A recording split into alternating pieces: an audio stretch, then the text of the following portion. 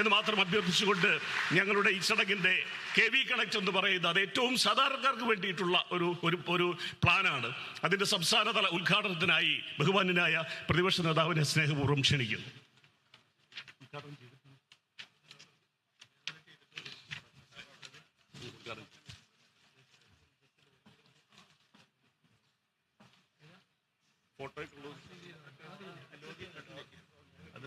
ഫോട്ടോയ്ക്ക് കൊടുക്കാൻ പറ്റും നല്ല രീതിയിൽ.